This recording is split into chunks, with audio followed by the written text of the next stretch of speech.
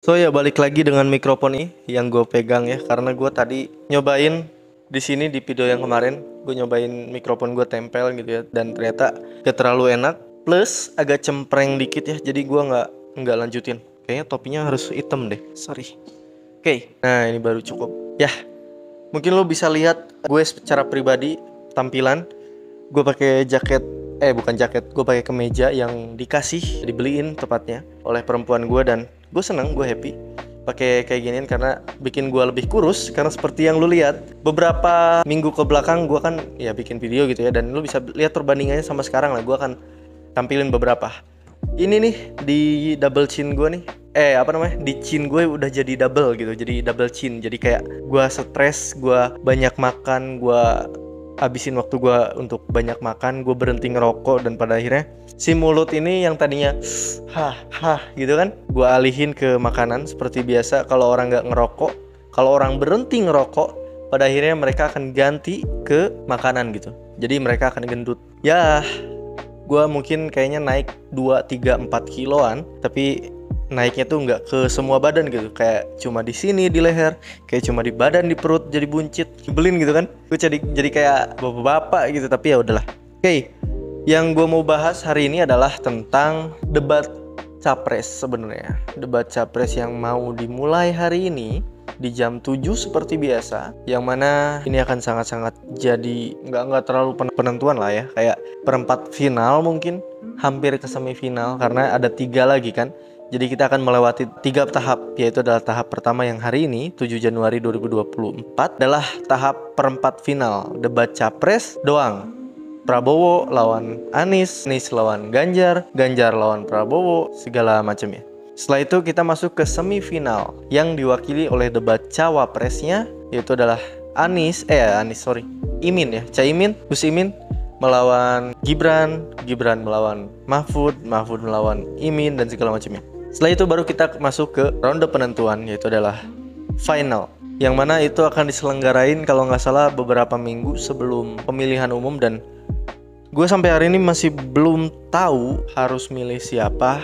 Dan gue bahkan sebelumnya gue udah pernah bilang kalau gue tuh milih Amin, gue milih Anies untuk hal ini. Dan itu beberapa minggu yang lalu, beberapa bulan yang lalu. Dan sekarang gue malah makin bingung gitu, gue akan pilih siapa. Karena yang pertama, soal Amin, cawapresnya itu kurang sekali, bener-bener kayak antara langit dan tanah gitu. Ini Anies nih langit gitu, nah cawapresnya kurang lah. Dan kalau soal Ganjar, dua-duanya aneh.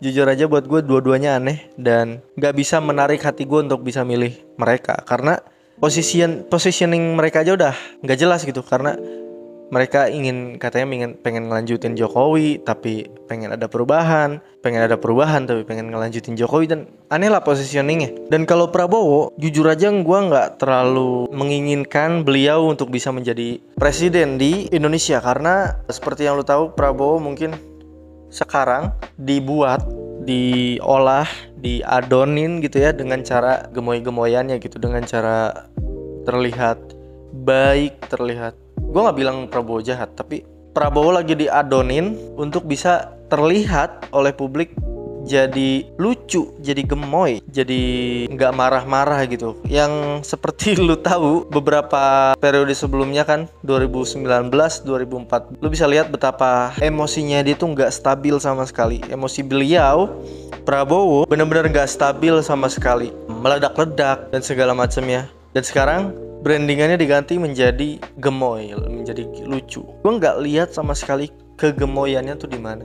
Yang dibuat gemoy itu adalah kartun. Yang dibuat gemoy itu adalah Prabowo, tapi dirubah menjadi kartun. Prabowo dirubah menjadi karikatur. Prabowo dirubah menjadi AI. Prabowo dirubah menjadi lebih gendut, lebih gemoy. Dan kesan itu memang benar-benar ditangkap oleh anak muda semuanya. Bahkan ketika lu lihat Instagram pribadi Prabowo Subianto, betapa banyaknya orang yang menyukai beliau dilihat dari segi likes, komen, dan share-nya mungkin juga jauh lebih berbeda daripada capres yang lain. Kalau gue lihat Anies, mungkin gue cuma lihat beberapa ratus ribu orang yang like fotonya, yang like reelsnya. Dan ketika gue lihat Anies selalu bikin reels, gue kayak lihat konten kreator, bukan kayak lihat calon presiden. Gue kayak lihat konten kreator yang ingin menjadi presiden. Jujur aja, lihat Anies gue lihat kayak gitu.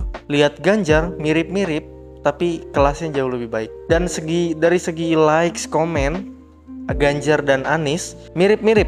Dan ketika gue lihat Instagram Prabowo nggak terlalu banyak bikin reels. Prabowo hanya bikin postingan foto. Dan ketika gue lihat foto-foto yang dia publish, berapa juta orang yang like, berapa ratus ribu orang yang like, berapa ratus ribu orang yang komen. Kayak jauh gitu, perbandingannya jauh sekali. Dan ketika gue lihat elektabilitasnya, Prabowo hampir 50%, naik lagi ternyata. Anies di angka 24 dan Ganjar sekarang di bawahnya. Gak jauh beda gitu. Dan kalau ada orang yang bilang kita butuh 2 putaran untuk bisa ngalahin Pak Prabowo, gue bisa bilang itu mustahil sama sekali. Karena mungkin lu berpikir pendukung Ganjar akan memilih Anies gitu 24%-nya dan akan menjadi 50% melawan 40 sekian persen dari Prabowo. Sebenarnya mustahil buat gue, karena brandingan Prabowo benar-benar berhasil, plus Gibran yang sangat-sangat bisa mensukseskan semua cara yang bisa dia lakuin. Gue udah angkat tangan di sini, gue nggak tahu gimana caranya untuk bisa menghentikan ini. Pertama, gue gak terlalu suka Anies jadi presiden karena wapresnya. Kedua, gue gak terlalu suka sama Ganjar dan Mahfud karena dua-duanya aneh secara positioning, secara kelakuan, secara sikap. Dan gue gak mau presiden gue nanti orangnya marah-marah mulu. Gimana caranya gue bisa ngomong sebebas ini ketika Pak Prabowo yang memimpin kita dengan marah-marahnya? Mungkin nanti nggak akan ada gemoy lagi, yang ada mungkin gebrak meja lah. Plus kesehatan Prabowo dipertanyakan, yang mana mungkin kalau misalkan aja dia udah nggak ada, amit-amit, kalau misalkan dia udah nggak ada, yang gantiin dia siapa? Kalau bukan wakil presidennya. Itu aja untuk hari ini. Gue akan ketemu lagi dengan lu semua di next episode dari podcast, atau lebih tepatnya Siniar Belasan Menit. Ciao.